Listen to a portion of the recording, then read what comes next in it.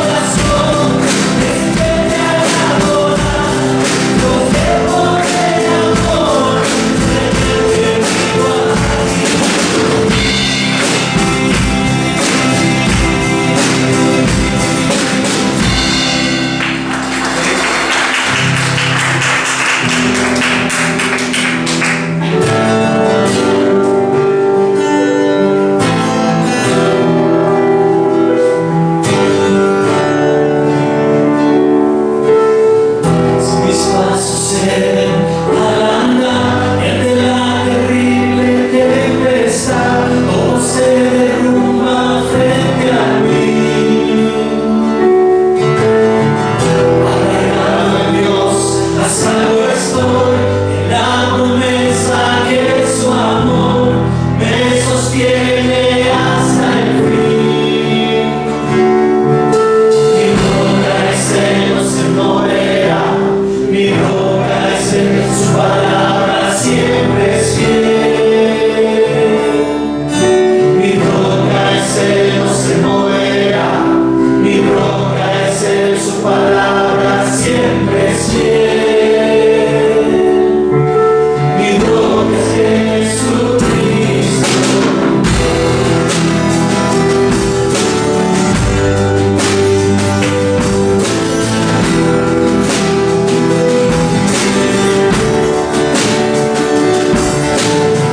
Mi esperanza es puesto, Señor, sé que por tu sangre libre soy, aun en la tormenta canto a ti. Arraigado en Dios, a salvo estoy, en la promesa que su amor me sostiene hasta el fin. Mi roca es Él, no se moverá. Mi roca es Él, su palabra siempre es fiel. Mi roca es Él, no se moverá.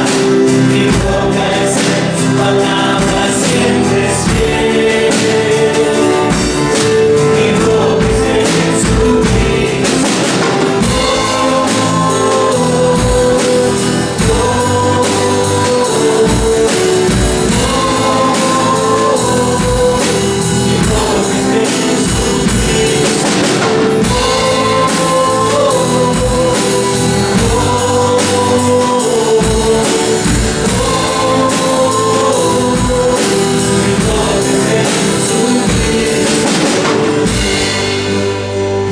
Señor bendito, te damos gracias, Dios, porque tú eres nuestra roca, eres nuestro escudo, Padre, eres fortaleza, eres nuestro refugio en la dificultad. Aunque pasemos por tribulación o problemas, sabemos que tú estás con nosotros, nos guías y nos cuidas, Padre bendito.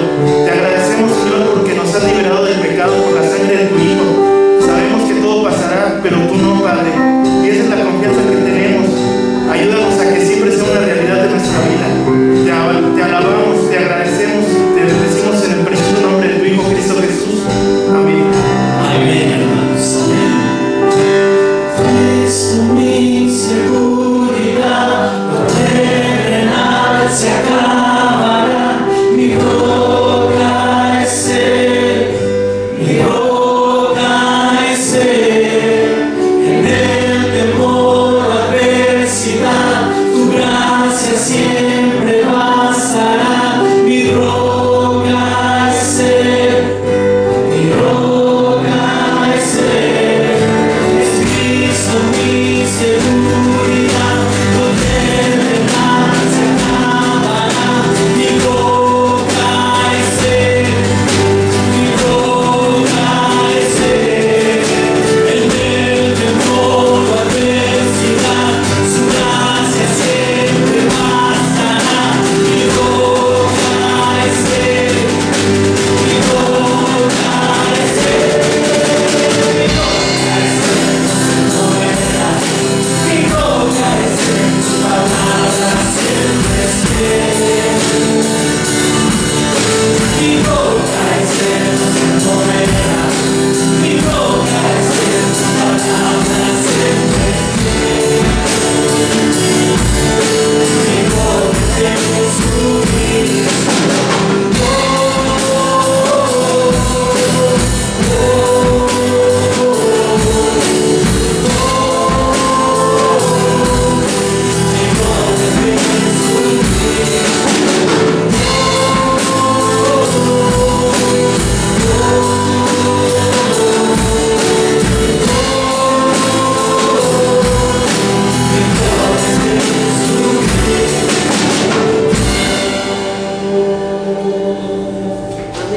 Amén, hermanos. Si es que si tiembla, es nuestro Señor Jesucristo. Saben, somos inmerecedores de todo eso, de su gracia, de su perdón, de su amor, de su salvación. Somos inmerecedores. yo te invito a que cantemos este canto con todo nuestro corazón, reconociendo, hermanos, que no merecemos nada, pero por su gracia, por su amor, por su misericordia, aquí estamos.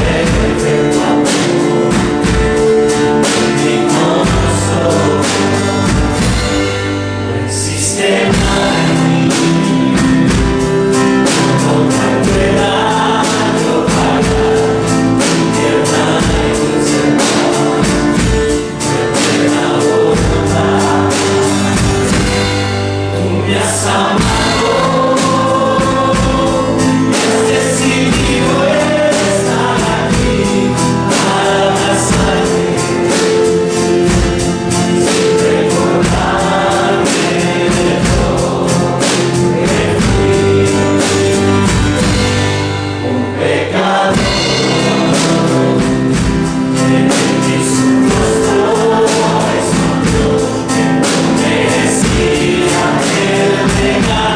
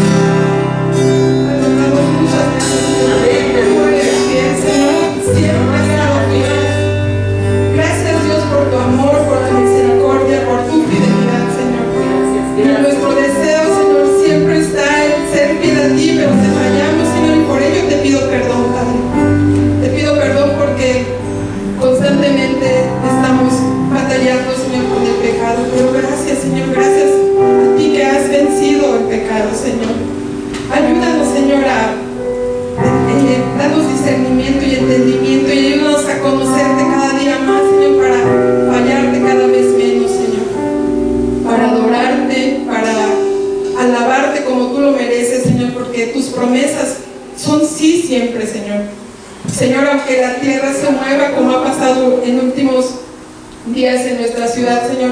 Ayúdanos a creer, Señor, que todo está bajo tu control, Señor, que todo está bajo tu autoridad, Dios, y ayúdanos a creerte cada día más, Padre. Gracias, Señor, por tu amor, por tu misericordia y gracias por tu cuidado, Señor. En Cristo Jesús es que oramos y te lo agradecemos. Amén. Amén.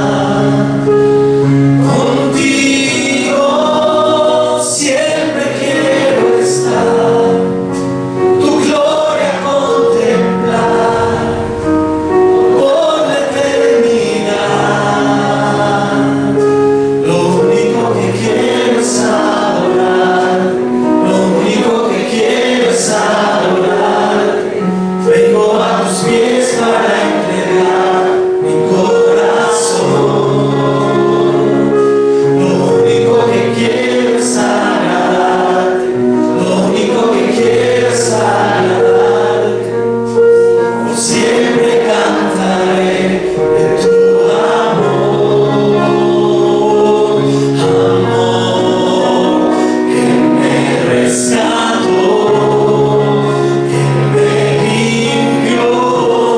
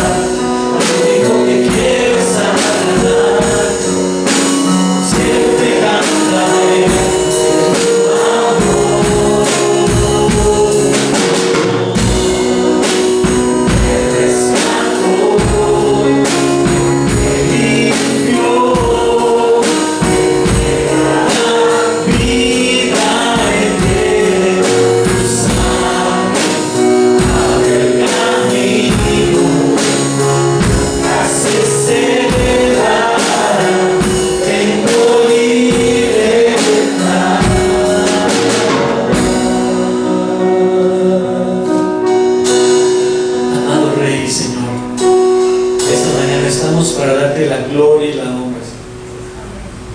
Padre, y hemos cantado que confiamos en ti, que tú eres nuestro motor, que tú eres nuestra fuerza, que tú eres nuestro Rey de Reyes, que tú eres soberano, que tú controlas todas las cosas, que tú eres nuestra roca eterna, que tú no te mueves, Señor, que la tierra puede temblar, se puede mover, todo se puede caer, pero tú no, Señor, en ti confiamos, Padre. Señor, acabamos de cantar todas estas maravillas y promesas que tenemos en tu palabra. Señor, lo único que queremos es agradecerte y honrarte y alabarte y adorarte, Señor, porque solamente tú eres digno de ello, Padre. Gracias te damos por tu nombre de Cristo Jesús. Amén. Pueden tomar su lugar.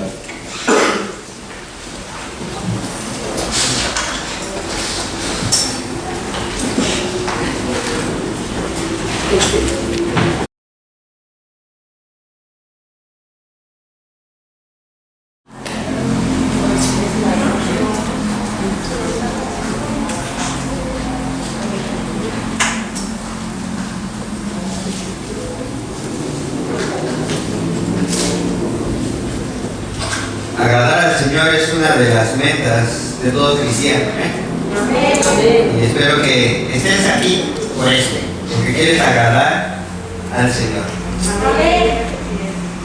En esta mañana vamos a tener como iglesia un tiempo de meditación en lo que llamamos la Reforma Protestante. No es que alabemos los sucesos, pero alabamos al Dios que trajo todos estos sucesos. Durante el mes de octubre estaremos viendo estas 5 frases que están en latín, ¿no? Que se enfatizaron durante la Reforma Protestante contra la Iglesia Católica Romana. Todas y cada una de estas solas rechazaban y se oponían explícitamente a prácticas y doctrinas extendidas a comienzos del siglo XVI en la cristiandad latina, que los reformadores criticaban, atribuyéndolas a la usurpación de competencias, atributos y cualidades que la jerarquía eclesiástica de la Iglesia en Roma, y especialmente por su cabeza el Papa, y que en realidad correspondían o bien únicamente a Dios o únicamente a los cristianos, al sacerdocio universal. Entonces, hoy vamos a estar hablando de esto. ¿Por qué? Porque como iglesia reconocemos que tenemos un trasfondo histórico. El resumen de lo que creemos se contiene en estas 5 frases. Están escritas en latín. Se llama sola Scriptura, sola fide, sola gratia, solos Christus y soli Deo gloria. Entonces, las vamos a ver, ¿no? Más o menos las entendemos, y creo que la mayoría aprendió latín, ¿no? Pero sí se entiende, ¿no? Sola Escritura, sola fe, sola gracia, solo Cristo y solo a Dios la gloria. Entonces, hoy vamos a hablar de esto y a reflexionar en lo que tenemos en el libro de Romanos. Porque el libro de Romanos fue parteaguas de mucho de lo que ahora conocemos de nuestra fe. Recuerden que es una carta que fue enviada a Roma, y donde se dio el gran cisma de la Iglesia Católica en Italia.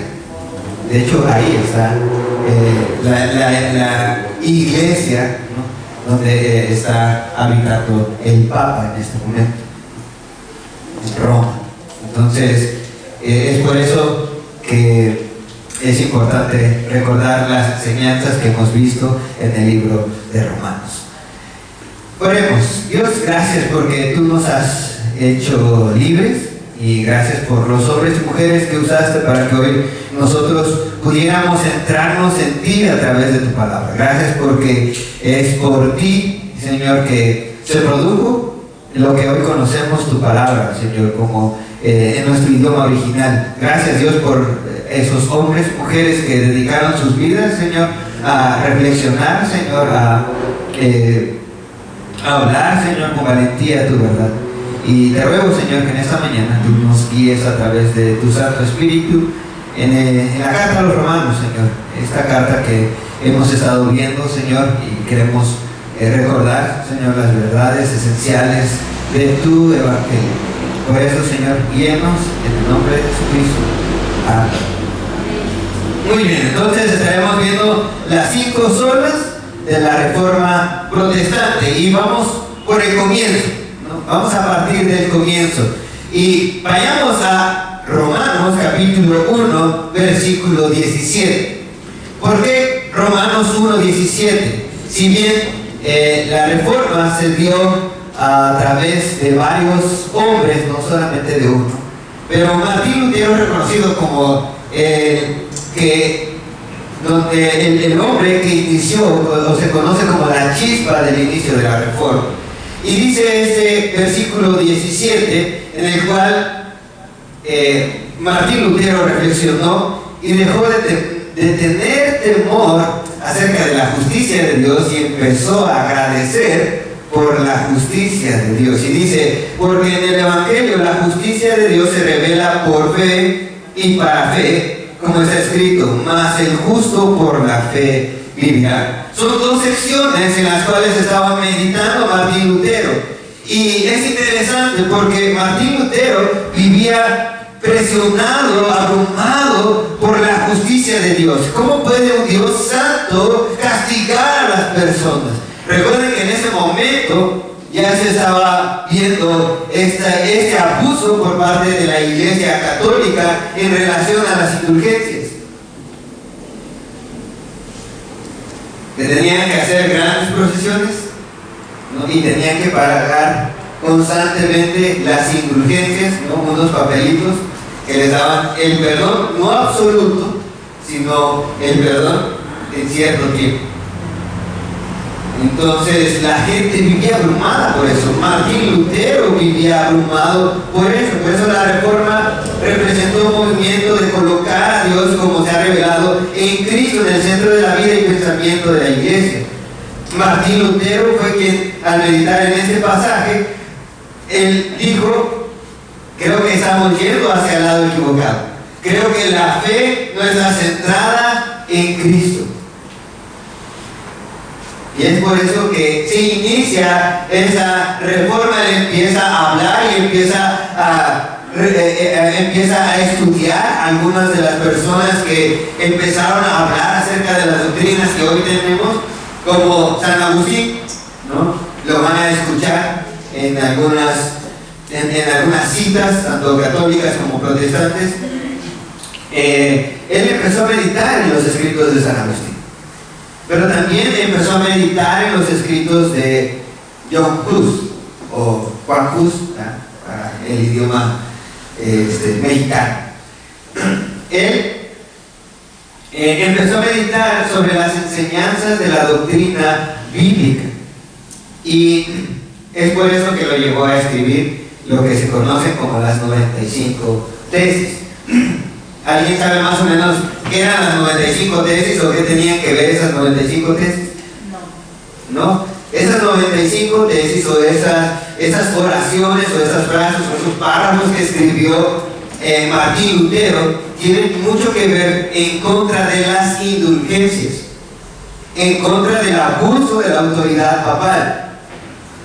Martín Lutero no se quería separar de la Iglesia Católica, pero sí quería dejar muy en claro la doctrina bíblica. Pero cuando a un hombre le das mucho poder, es difícil que pueda reconocer las verdades del Señor. Entonces los historiadores citan a menudo ese clavado de las 95 tesis de Lutero el 31 de octubre de 1517 como la chispa que encendió la Reforma. Esas tesis no contienen toda la teología reformada, y eso es algo que debe de quedarnos claro. La teología reformada o la Reforma protestante no se dio en un año, no se dio en 10 años y no se dio solamente con Martín Lutero, se ha dado a lo largo de los años. Pero Martín Lutero es quien hizo esa protesta, ¿no? él clavó estas 95 tesis y fue llamado a hablar con el Papa. Fue llamado a estar en juicio delante de los príncipes. Y ese 31 de octubre, ¿no?, donde algunos celebran a los fieles difuntos, las iglesias protestantes empezaron a celebrar la Reforma protestante. Y de hecho, para algunos es día nacional de las iglesias evangélicas protestantes, como día feriado, tanto en Chile como en Eslovenia. Entonces, sé que a nuestro país, como mexicanos, nos cuesta más trabajo, porque más que ser católicos romanos, son marianistas. Y esto pone en relieve lo que ahora está sucediendo. ¿Por qué hay muchas iglesias cristianas? ¿Por qué hay muchas iglesias protestantes? Entonces, si hay algo que debemos de quedarnos con esas frases, es que no provienen de una persona, sino que se han reunido a lo largo de toda la teología reformada. Y en el siglo XX, o sea, no hace mucho, en el siglo XX se colocaron estas 5 frases como la base de toda la reforma.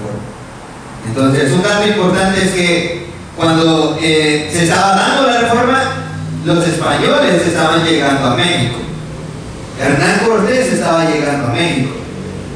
Pero no nos tocó esa reforma. Los que vinieron a conquistar México no fueron reformados, sino fueron católicos romanos. Por eso es el gran auge de la doctrina de la Iglesia Católica Romana. Entonces, los aztecas, los mexicanos de ese momento, apenas comenzarían a ser conquistados por Hernán Cortés y posteriormente evangelizados con el paso del tiempo. Pero no había una teología reformada. Entonces, por eso en México pueden ver en las iglesias católicas, si ustedes entran, a mí me fascina entrar a esas iglesias católicas. ¿Por qué? Porque cuentan mucho de la historia de la fe de ese tiempo. ¿Qué se pedía? Las iglesias católicas estaban forradas de oro, ¿no? Y podemos ver el sincretismo, ¿no?, la mezcla de ideologías aztecas con la ideología cristiana. Entonces, van a ver muchas figuras o muchas imágenes que representan eso. De repente tienen ahí el maíz representando que es la bendición de Dios, ¿no? Pero también como en su momento animando al pueblo mexicano a reconocer tu Dios que provee, que da fruto de la tierra, es el mismo, ¿no?, que se ve en la iglesia católica. Entonces, eso es lo que estaba sucediendo. Esa es la manera en que se estaba evangelizando nuestro país. Ahora, John Wycliffe, que se le conoce como el lucero del alma de la Reforma por su vida y ministerio antes del amanecer de la Reforma, Dios utilizó a Wycliffe para atraer a muchas personas a la luz, incluyendo en parte a John Hus, o a Juan Hus, quien participó en la controversia sobre la autoridad de las Escrituras después de la muerte de Wycliffe. Martín Lutero luego se identificaría como Husita, o como quien conoce la teología de John Hus. Entonces, para esto ya tenemos a 2 personajes, John Wycliffe y John Hus. John Hus fue una de las personas o de los primeros que empezaron a batallar con esta reforma. Él empezó a predicar. Él era una persona que fue creciendo en sus estudios, en su predicación, y él fue director de una universidad. Entonces, ¿qué sucedía? John Hus empezó a hablar acerca de la reforma, empezó a hablar acerca de la autoridad de las Escrituras. Y el arzobispo sometió a la postre a la voluntad del rey, que se sometió a la postre a la voluntad del rey y reconoció al Papa Pisano Pero vengo a John Hus y a los suyos solicitando de esa manera que Alejandro V prohibiera la posesión de las obras de Wycliffe.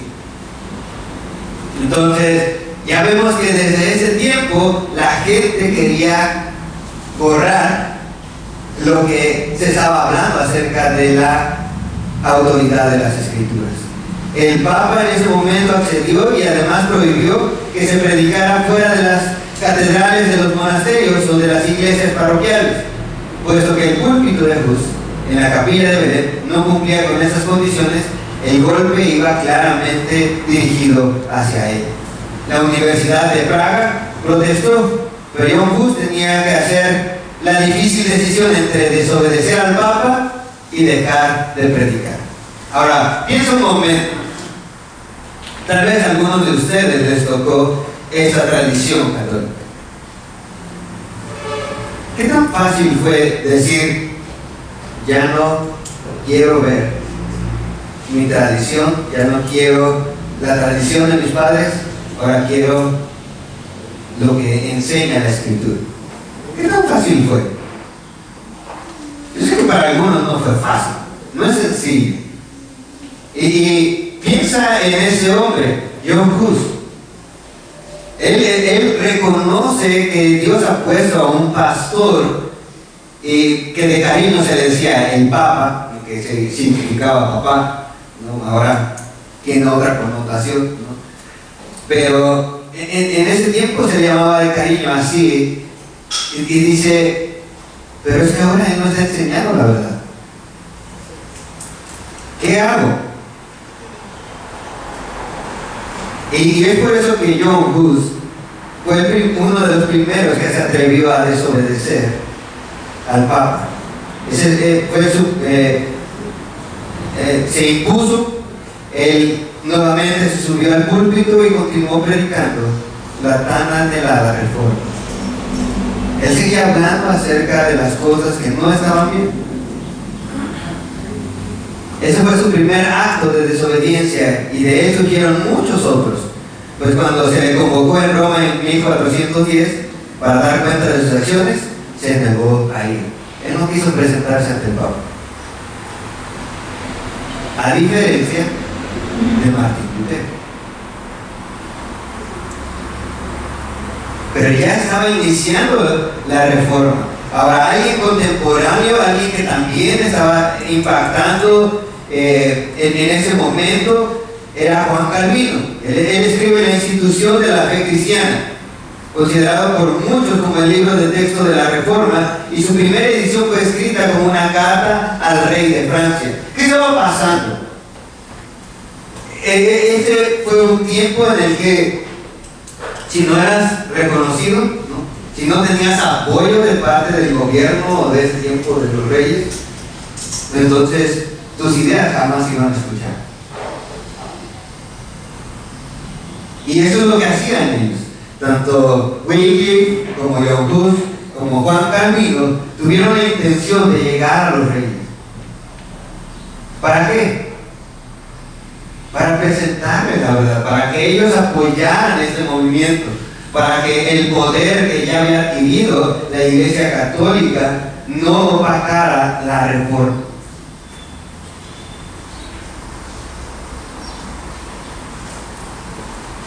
Juan Calvino fue un gran predicador de Ginebra por 25 años. Durante ese tiempo él predicaba 2 veces cada domingo y diariamente la mitad de las semanas del año, un promedio de 10 veces cada 2 semanas. En esos 25 años Calvino predicó 189 sermones del libro de los Hechos. Y nosotros nos queremos apurar a veces con Romano. Queremos recordarle. Escribió 271 sermones de Jeremías, 200 sermones de Deuteronomio, 343 de Isaías, 110 de Primera de Corintios. Cuando lo exiliaron de Ginebra por 2 años, a su regreso subió al púlpito y abrió Primera de Pedro y continuó con el texto que había dejado. Y esto es impresionante. ¿Por qué? ¿Cuál es la premisa? la Escritura, la palabra de Dios. ¿Por qué nosotros nos decimos en una iglesia bíblica? Porque nuestra práctica, nuestra fe se basa en la Escritura, únicamente en la Biblia, no hay más. Ahora, continuando, llegando a la vida de Martín Lutero, él estaba siendo llamado a hablar con el Papa. Martín Lutero desde Alemania estaba ya estudiando y hablando la teología que reformaría la iglesia. Un monje católico romano llamado Martín Lutero se vio impulsado por la gracia y la verdad de no ir en contra de la razón a costa de su vida. No me importa dar mi vida. Los otros quisieron regresar nuevamente a que los restituyeran, ¿no? O que pudieran volver a predicar. Y Martín Lutero dijo, no. Él estaba decidido a entregar su vida, pero no a negar su fe. Es a partir de ahí que se conoce a ese movimiento como la Reforma Protestante. Muchos libros de historia y de historia de la iglesia nos van a hablar de ese movimiento, la Reforma Protestante, que comienza a ser contada a partir de la publicación que hizo Martín Lutero el 31 de octubre de 1517. Entonces, la Reforma contó con un movimiento tecnológico y se hizo posible en gran parte gracias a la imprenta de Gutenberg. Entonces, ¿qué estaba pasando? Quiero que veas un momento. La gente en ese tiempo estaba recibiendo la palabra en latín. La mayoría de ellos, los alemanes, ¿qué hablan? Alemán.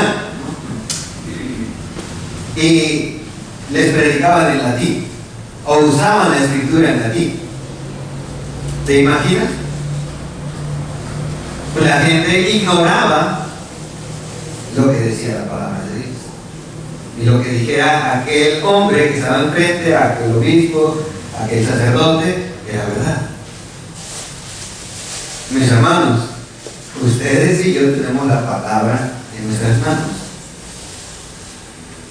Y es tu deber, como nuestro deber, de permanecer estudiando las Escrituras. Tú y yo no podemos dejarnos llevar por las ideas que alguien está hablando. Tenemos que comprobar todo a través de las Escrituras. De hecho, Martín Lutero lo que hizo, una de las cosas muy importantes que hizo es que sus escritos se promulgaron en alemán, para que toda Alemania empezara a escuchar las verdades de la Reforma. Después empezó a traducir algunos escritos, pero se enfocó en traducir la Biblia al alemán. Ellos estaban en Alemania, entonces él tradujo la Biblia del original en alemán. Él pidió que se le diera el acceso a los escritos originales para traducir la escritura a su idioma. Y hoy tenemos la Biblia en nuestro idioma. ¿Por qué? Porque hay alguien que se toma tiempo de estudiar los escritos. Esto es algo muy importante para nosotros. De hecho, esto que hizo la imprenta es que se distribuyera en masas la gran obra. Entonces Lutero estaba siendo juzgado por el clero y la autoridad papal por hacer todas estas cosas. Pero a diferencia de los reformadores, él dijo frente a la audiencia esta frase que es muy conocida, dice: no quiero ni puedo retractarme a menos que se me pruebe por el testimonio de la Escritura o por medio de la razón que estoy equivocado. No puedo confiar ni en las decisiones de los concilios ni en las de los papas, porque está bien claro que ellos no solo se han equivocado, sino que se han contradicho entre sí. Mi conciencia está sujeta a la palabra de Dios, y no es honrado ni seguro obrar en contra de la propia conciencia. Que Dios me ayude. Amén. ¿Y qué sucedió? Lo dejamos aquí. Mientras Martín Lutero estaba en este juicio, Martín Lutero les había pedido a las personas de su iglesia, oren por mí. A lo mejor ustedes no pueden estar presentes, pero mientras yo esté ahí, oren por mí.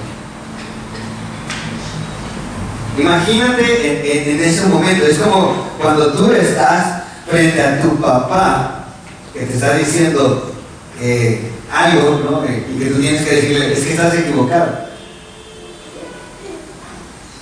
Yo a veces me ha tocado, ¿no? Que los papás son un poco, no, es que así es, ¿no? Pero no es que no es así, no, que sí es. ¿Qué haces con eso? Es difícil, pero más en cuestiones de fe, tú y yo necesitamos confiar en la Escritura.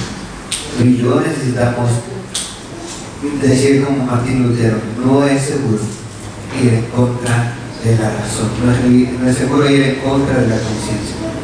Que Dios me ayude. Al comparecer en una asamblea frente a los príncipes del Sacro Imperio Romano Germánico, llevaba a cabo en Worms en 1521, presidida por el recién nombrado emperador Carlos V, Lutero hizo varias declaraciones en su defensa que luego se convertirían en las frases célebres de hasta ahora. ¿Por qué? Él fue en contra. No quería ir en contra de la autoridad, pero eso no quiere decir que iba a aceptar cualquier cosa. ¿Por qué? Porque primero su autoridad es la Escritura. Mis hermanos, nosotros decimos que la iglesia bíblica, nuestra autoridad es la Escritura. Y eso es lo que queremos hacer.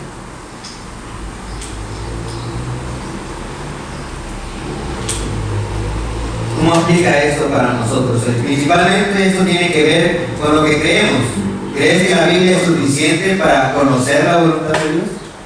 Sí. Bueno, como 3. Sí. El Evangelio que se te ha revelado, que su justicia solo se obtiene por fe y para fe, ¿cómo transforma tu vida? Segunda de Timoteo 1:18 dice, por tanto, no te avergüences de dar testimonio de nuestro Señor, ni de mí, preso suyo, sino participa de las aflicciones por el Evangelio, según el poder de Dios. ¿Cómo te sientes con respecto al Evangelio? El versículo 12 dice, por lo cual asimismo padezco esto, pero no me avergüenzo, porque yo sé a quién he creído y estoy seguro que es poderoso para guardar mi depósito para aquel día. Amén. ¿Te das cuenta? Que desde siempre ha habido personas interesadas en afirmar nuestra fe en el Evangelio. ¿Tu vida es reformada, apasionada por el Evangelio? Sí. ¿Tu vida está siendo guiada por la tradición y la indulgencia? O sea, ¿quieres comprar el perdón de Dios con algunas acciones o la salvación de Dios? No. ¿Es la obediencia a la palabra de Dios que te trae cada domingo? ¿O es solo una manera de quitar un poco de culpa de tu mal camino en la semana? Obediencia. ¿Le crees a Dios o no le crees? Sí. Esa es la gran pregunta. Adiós. Sí, te creo. Por eso la reforma no se quedó ahí. Pareciera todo bien sobre hojuelas, ¿no? Pero estos hombres imperfectos que escuchamos, ¿no?, de hace un momento, fueron usados por Dios para que volviéramos a las bases del Evangelio. Y es por eso que la iglesia reconoce la importancia de recordar la reforma. Porque a veces nos perdemos. Entonces veamos el impacto. Lleguemos a lo que habla acerca de la fe. Romanos 3:28, el impacto de la reforma. Concluimos pues que el hombre es justificado por fe sin las obras de la ley. Ese es uno de los versos que más llamaba la atención en ese momento. ¿Por qué? Porque ahora ya estaba esa lucha en contra de lo que se hablaba de las tradiciones. ¿Por qué? Porque la iglesia en ese momento estaba poniendo la tradición por encima de la escritura. A veces algunos tienen preguntas, ¿no?, acerca de ¿y cómo llegaron a ser papas? ¿Cómo es que se eligió ese papado? No hay ningún escrito, ningún registro en el que se delegue el apostolado de Pedro. No hay ningún escrito. Está bien que se reconoce que Pedro estuvo en Roma, pero no hay ningún escrito que él haya dicho: delego mi apostolado. Apóstoles nada más fueron 12. Tenemos mucho que agradecer a nuestro Dios por ese viento reformador de hace 505 años y por los hombres que utilizó para llevar a cabo. Hombres y mujeres que estuvieron ahí.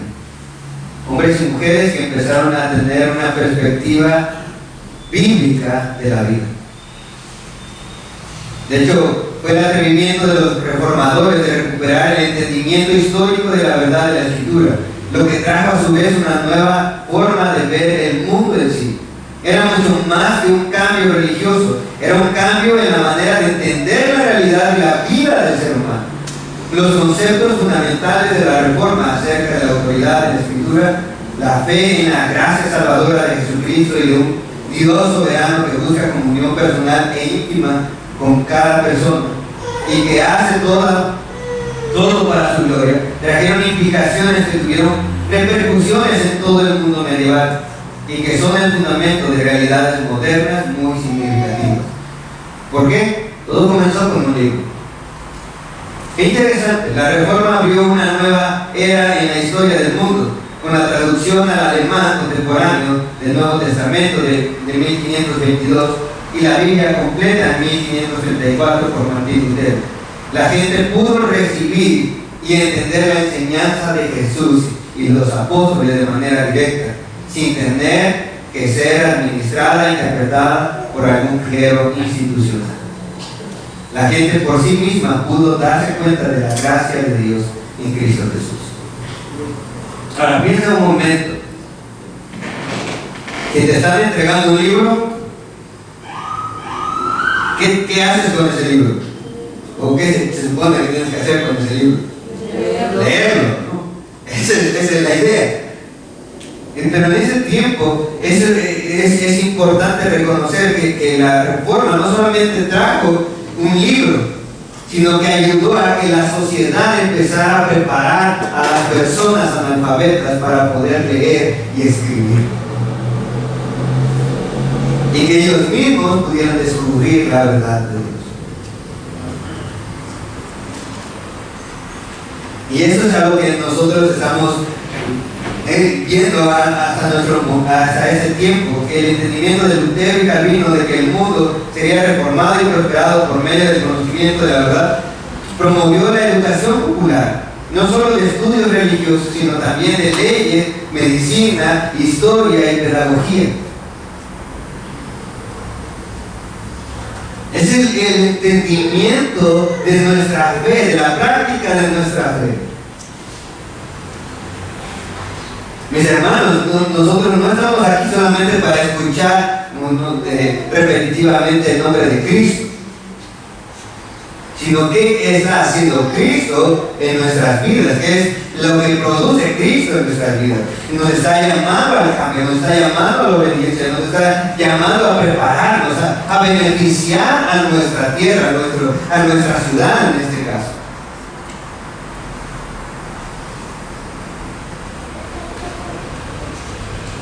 Nuestra vida tiene sentido si nosotros nos mantenemos a la luz de la Escritura. De hecho, la Reforma trajo muchas cosas muy importantes. La mayoría de nosotros en el mundo moderno tenemos acceso libre al conocimiento y posibilidades de educación gracias a los hombres como Martín Lutero y Calvino. porque hablaron abiertamente acerca de lo que implica nuestra fe en relación al trabajo, en relación a la política, en relación al gobierno de la iglesia.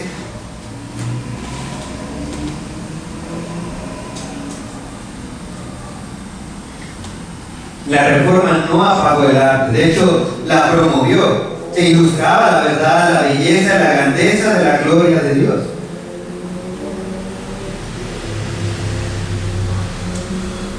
Lutero es famoso por su afecto hacia la familia. El clero católico debía vivir en celibato, pero Lutero consideraba esa limitación como contraria a la enseñanza bíblica, y por eso contrajo matrimonio en 1525 con su amada Calvi, con quien tuvo 6 hijos. Tenemos una vecina con la cual hemos platicado, y ella me preguntaba que si los pastores nos casamos. Y yo le decía, sí. Dice, ay, qué bueno, ella es católica. Reconoce conscientemente que hay algo que necesita reformarse. Ahorita se ha atacado a la Iglesia Católica por todos los abusos que han aparecido de niños por parte del clero.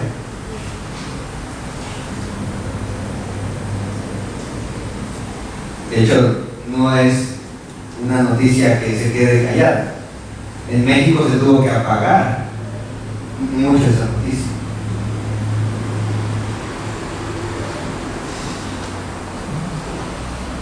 Pero esto es algo real. La Reforma vino e hizo que la familia tuviera el valor que debería de tener, el valor bíblico. Por eso Martín Lutero comenzó con esto, ¿no? Él empezó a ver que Lutero reconocía que la familia había sido ordenada por Dios, pero él se distinguió por promover una nueva perspectiva del valor y la bondad de las mujeres, así como del honor de la intimidad sexual entre los esposos y la importancia del afecto y el cariño en la relación matrimonial. Desde ese tiempo había reuniones matrimoniales, había conferencias. ¿Te imaginas? La sociedad se había convertido en una sociedad que renegaba a las mujeres. Pero esa reforma, el entendimiento de la Escritura, empezó a darles el valor que merecen las mujeres. La Escritura dice que debemos de tratarlas como el vaso más frágil.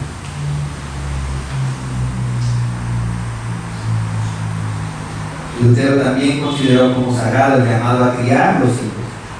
Lo puso así. Él dijo esto: todos los padres y madres que regulan sus hogares sabiamente y forman a sus hijos para el servicio de Dios están involucrados en la santidad pura y en una labor santa y orden santa. Eso lo dijo en su confesión sobre la Cena del Señor en 1528. Entonces podemos acreditar esta perspectiva a la tradición cristiana de valorar no solo el matrimonio y la familia, sino el cuidado y la formación de la niñez. Y es por eso que te pregunto, cuando ves a los niños aquí, les preguntas cómo están. Cuando tienes a tus hijos en casa, les preguntas cómo están. ¿Te importa?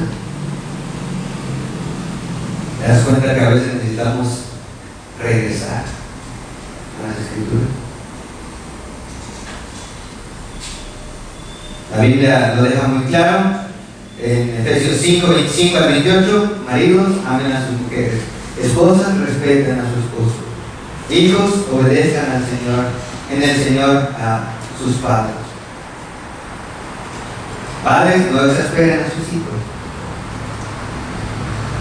Esta es la perspectiva bíblica. La Reforma fue el instrumento que Dios utilizó para recuperar esos valores que desgraciadamente la iglesia y el mundo medieval habían perdido.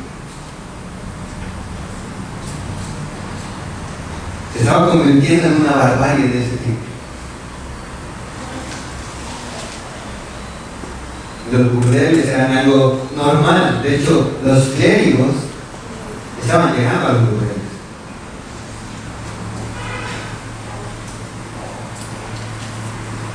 Este es el impacto que hizo que muchas cosas tomaran el sentido correcto. Comenzó la lucha por la pureza del Evangelio. Ya no más regirse por el legalismo. Lo vimos hace un rato, como lo leíamos hace un momento. Pero ahora vayamos a Romanos 9:30-31, que dice: ¿qué pues diremos? Que los gentiles que no iban tras la justicia han alcanzado la justicia, es decir, la justicia que es por fe, mas Israel que iba tras la ley de justicia no la alcanzó. No alcanzaron, porque no iban con fe. Entonces, ¿a qué nos está llamando la palabra de Dios hoy? A vivir por fe. ¿Qué es lo que hemos visto a lo largo de Romanos? La pureza del Evangelio, la práctica del Evangelio, el poder del Evangelio. Si tú y yo despegamos nuestra mirada de esa verdad, y tú y yo no estudiamos Romanos, vamos a terminar confundidos o siguiendo tradiciones. La iglesia debe seguirse reformando a la luz de la Escritura. Muchos cuestionan: ¿qué es más piadoso? ¿Predicar el Evangelio en las calles o trabajar honestamente?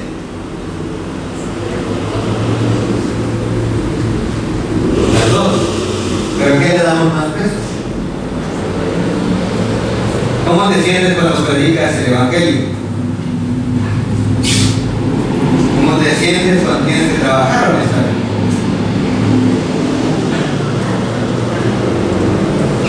La cosa cambia. Pero eso es lo que nos está llamando la Escritura. Una mujer puede ahora estar menospreciando, mirar la crianza como algo de menos santidad que el tener un trabajo. Pero no es así. Hay mujeres que por necesidad y la responsabilidad de un hombre tienen que trabajar. Pero no dejen de ser piadosas por ir al trabajo. Es más, necesitan ayudas para que sean santificadas en el educar a sus hijos y trabajar. Hay jóvenes que se mortifican más por la popularidad. ¿Quién me sigue? ¿Cuántos me siguen? O la soltería. Ay, yo me quiero casar. O me quiero casar. O por lo menos tener novia o novio. Están más preocupados por la diversión. No he jugado en esta semana por las tareas. No he descansado, no me he distraído. Pero sabes, el estudiar nuevamente y desarrollar sus responsabilidades en casa o en la iglesia son un proceso de santificación para sus vidas. Es un proceso para que ustedes puedan conocer al Señor. El Señor dijo: sin santidad nadie verá a Dios. ¿Sabes? Todo lo que tenemos, todo lo que estamos pasando es un proceso de santidad. ¿Has encontrado un trabajo? Es un proceso de santificación para tu vida. ¿Tienes hijos?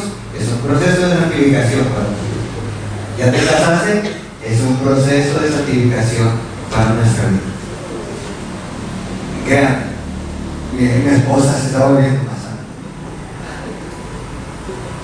El que tiene que amar, tiene que perdonar, pero ya no por religión, sino por amor a Dios. Nuestra mente tiene que abrirse. Tenemos que entender y obedecer la palabra de Dios, que tú y yo vamos a poder lograr esos cambios. Lo que se había perdido, tal vez hoy se esté perdiendo nuevamente. De las canciones que se escuchan hoy. Antes las canciones las tapaban, ahora son muy directas. ¿Qué tiene que suceder con la mujer?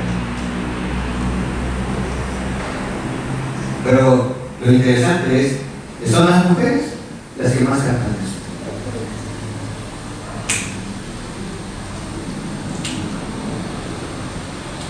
Por eso, que vimos solamente eran los destellos y los principios de lo que ahora vamos a ver.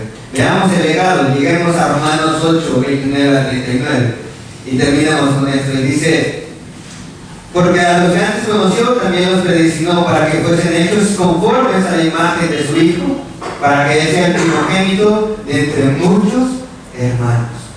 Y eso es importante. Mis hermanos, nosotros no queremos que tú seas una persona que se porta bien o que es buena gente. Queremos que seas una persona que ha sido conformada a la imagen de Cristo Jesús. La religión es lo que promueve ser una mejor persona, ser un mejor esposo. Y sí, hay mejores esposos. De hecho, hay personas que no conocen el cristianismo que son mejores esposos que yo.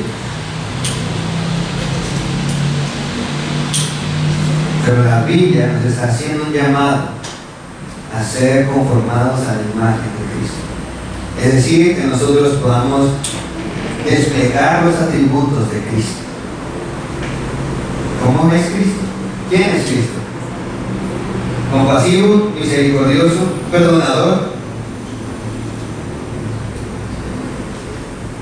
bondadoso, generoso, paciente. Me encanta Romanos 2:4 porque para mí es la prueba de la grandeza de la misericordia de Dios para con nosotros, cuando dice que su paciencia y su longanimidad nos llaman al arrepentimiento. De hecho, me detengo, soy paciente. Dice, longanimidad es como significar un espíritu largo, como diríamos hoy, ¿no? de largo aguante, pero es para llamarnos al arrepentimiento. ¿Sabes? Si hoy tú no estás sufriendo algunas consecuencias de que ya sabes que hay algunas cosas malas que estás haciendo, es porque el Señor te está llamando al arrepentimiento. No es porque haya aprobado tu pecado. Es para que tú y yo nos volvamos más conforme a la imagen de Cristo Jesús. ¿Qué pasa ahora con la reforma? ¿Qué está haciendo la reforma en este tiempo? Será muy importante recordar y reconocer estas 5 verdades que vamos a ver durante el mes de octubre. Pero no porque queremos exaltar la reforma, sino porque queremos exaltar a Dios por medio de nuestra fe en Cristo. Queremos confiar en Cristo. Queremos que Cristo nos transforme. Queremos que Él haga en nosotros la obra que Él ha preparado de antemano en nuestras vidas. Nuestro propósito no es que nos rebelemos o hagamos indirectas a las prácticas y tradiciones y deformaciones de otras religiones. Nunca fue una intención directa, después de los anabaptistas, sí, pero nunca fue una intención directa. Siempre fue un llamado al arrepentimiento. Y a veces esto trae consecuencias. Romanos 8, en esos versos que estamos viendo, nos está hablando acerca del plan de Dios para con sus hijos, que es hacernos a la imagen de su Hijo. Esto puede confundirse con solamente hacer obras de caridad por las personas o en estar en reuniones de la iglesia, pero no es lo que el Señor quiere. El Señor quiere que nosotros vivamos en este mundo, que practiquemos, que nos desarrollemos, nos desempeñemos en nuestro trabajo, en nuestra carrera, en nuestros estudios, para la honra y gloria de su nombre. La imagen de Cristo se trata de una conformidad en lo interior, no solamente en la superficial. Es el legado bíblico lo que nos trae todo esto. El Señor Jesús hizo esa insistencia de regresar a las Escrituras y desechar la tradición que se había divulgado ahora por los escribas y fariseos. Y tienes claramente a Jesús reformando a la iglesia, reformando a las personas, reformando el judaísmo en el capítulo 23 de Mateo. Y puedes leer todo el capítulo 23. Es un llamado a cambiar nuestro corazón. Lo que hacemos aquí es un llamado a cambiar nuestro corazón a la voluntad de Dios. Ya no es mi voluntad, ahora es la voluntad de Dios.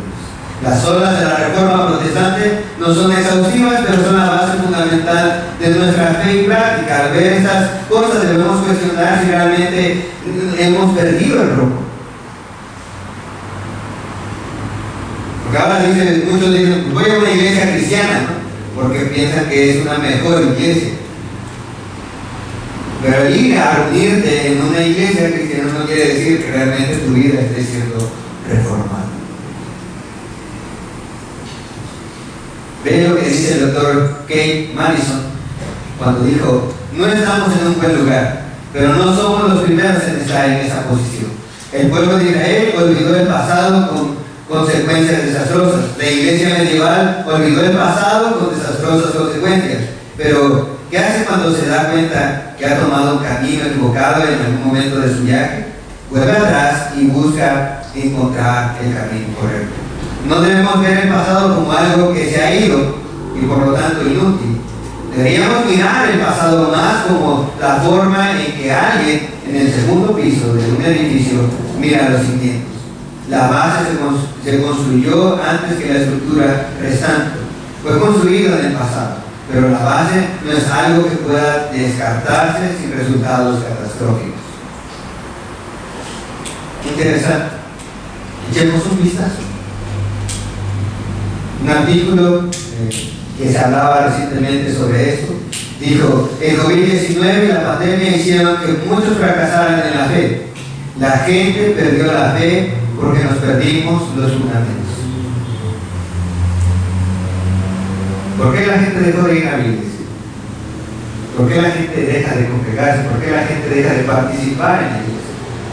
¿Por qué la gente no quiere estudios?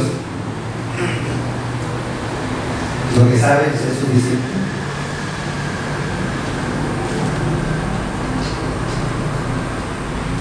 La fe que decimos tener y que nos justifica se vuelve inefectiva.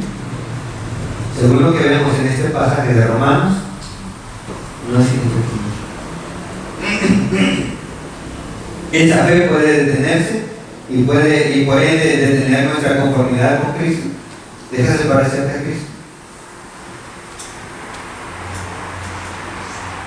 Las angustias nos separaron del amor de Dios. ¿Qué realmente significa estar en Cristo?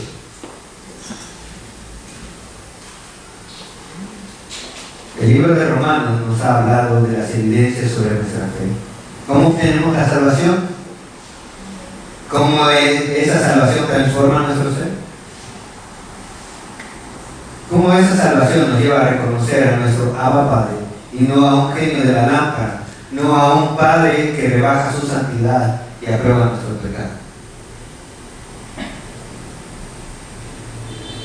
Mis hermanos, la Reforma Protestante no es una lucha contra la tradición, es más bien una actividad constante por medio del estudio de las Escrituras. Estudiemos juntos la palabra de Dios. No evadas ya esa parte de estudiar la palabra con los demás hermanos.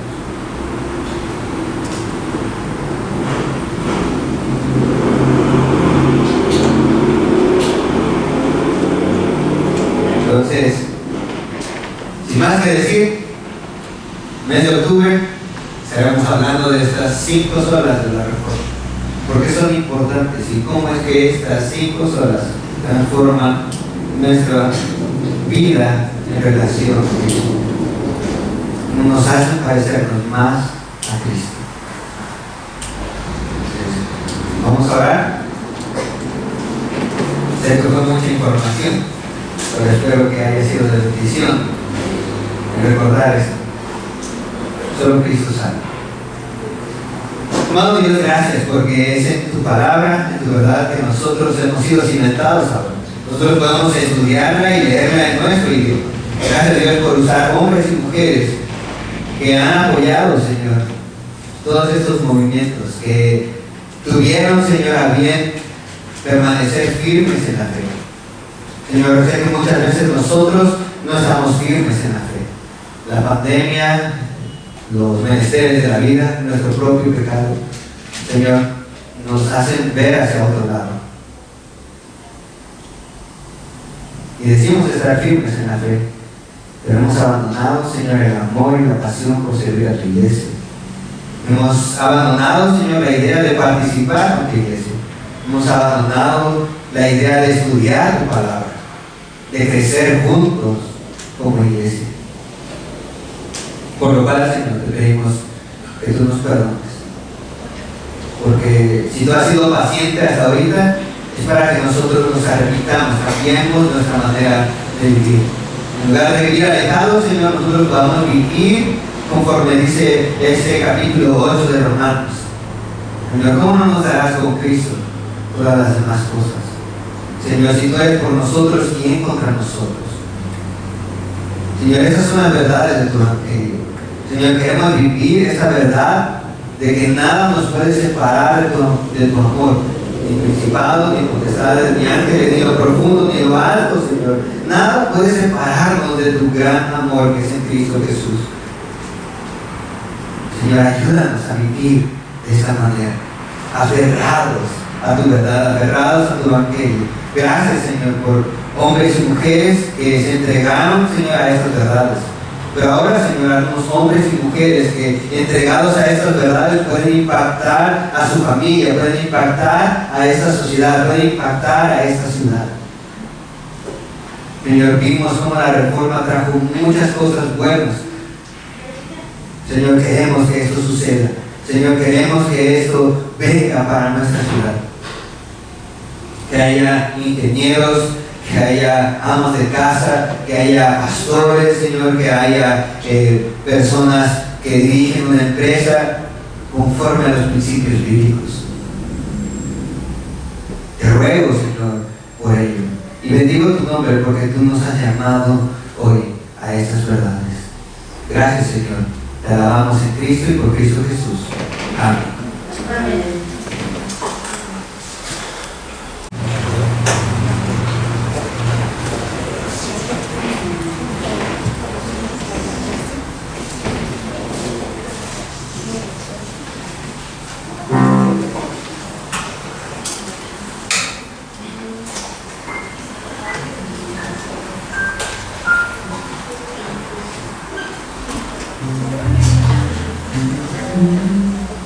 Muy bien, mis hermanos. Es fascinante la historia, ¿verdad?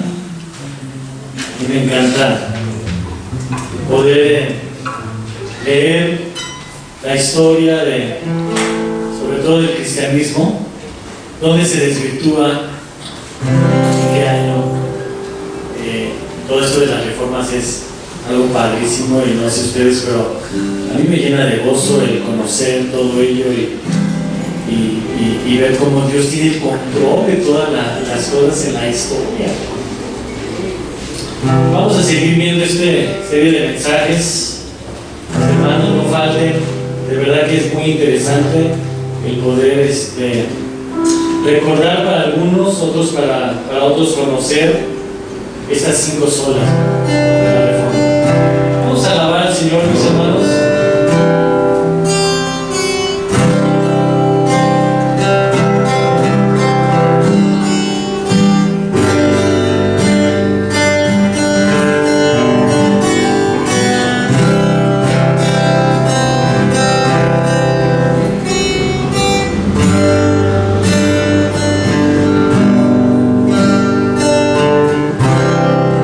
Muros